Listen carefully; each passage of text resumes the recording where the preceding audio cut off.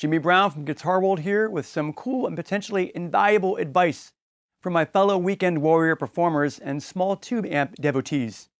In this video, I'd like to share a novel off-label application of an existing product that gives you the capability to boost the sound of your guitar for solos through a PA or public address system without the assistance of a sound man, which is slang for a live audio engineer.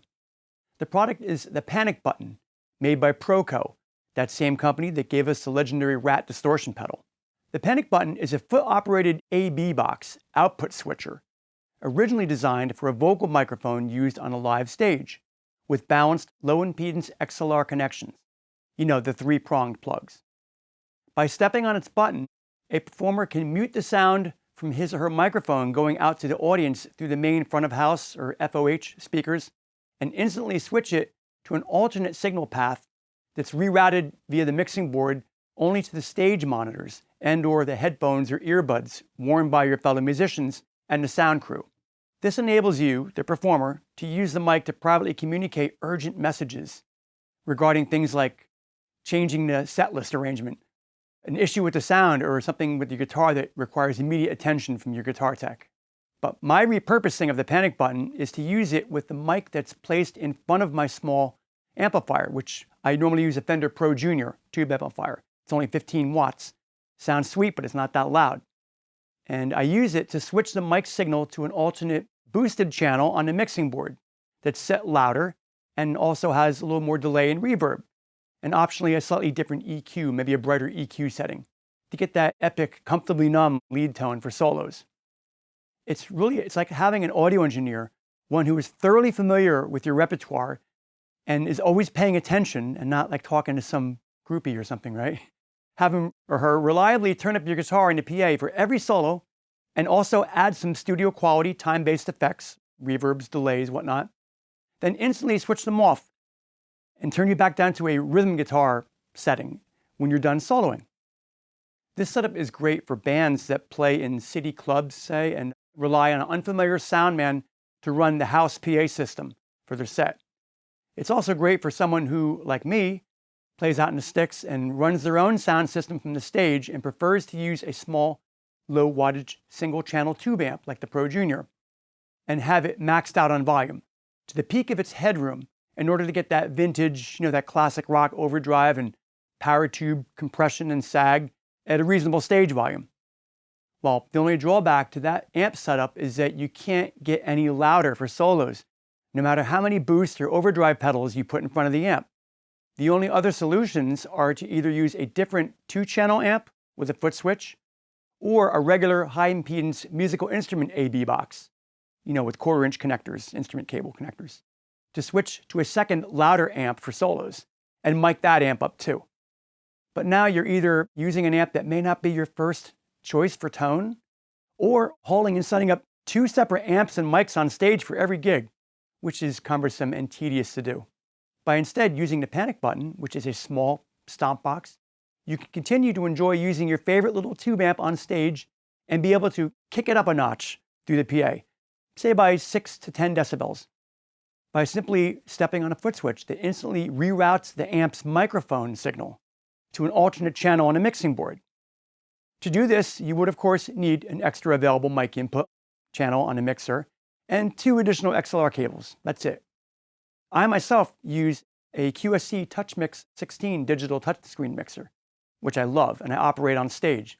Even if you do have the luxury of having an audio engineer to run the sound for your gig, it's still great to be self-reliant for this important periodic adjustment, right? And you can boost the sound of your guitar, be it clean or dirty, without changing the tone or behavior of the amp in terms of the amount of headroom on tap and tube compression and saturation that you prefer. You're just making it louder through the PA and optionally adding some post-amp effects in mono or stereo. So let me give you a quick rundown and demonstration of how I hook up the Panic Button. I have the XLR cable coming from the guitar amp mic plugged into its input on the left here. Now there are 2 outputs, channel A and channel B. I have the channel A output, which the green LED indicates is active and is the middle cable here, plugged into channel 12 on my mixer. When I step on the foot switch, the output signal from the Panic Button switches to channel B, which is indicated by the red LED. I have that XLR cable, the one on the right, plugged into channel 4 on my mixer. By the way, the channel numbers on the mixer are completely arbitrary. I just happen to already have my guitar in channel 12 set up for my guitar and labeled as such on the mixer, and I happen to have channel 4 open, but it could be channels 1 and 2 or whatever. So I first replicated all the channel 12 settings on channel 4, then went into the mixer and edited the channel and boosted the gain with the mixer's virtual fader and added some more digital reverb and delay for lead playing. I also made a slight EQ adjustment. So the boost is applied to both the main front of house speakers via the mixer's main outputs and my personal monitor feed, which is auxiliary 1. And that's important because it's always good to be able to hear yourself loud and clear in the mix when you're soloing, which helps you relax and control your technique better, right? And not play too hard. I use in-ear monitors on stage, which work great for me. Okay, here are a couple of examples of how I'll boost the signal while switching from rhythm to lead in the middle of a song. Note that the main output from the mixer is fed straight into the video camera here, and I've done no post-production signal boosting. So any changes you hear in the sound of my guitar are all done right here on the spot by me in real time.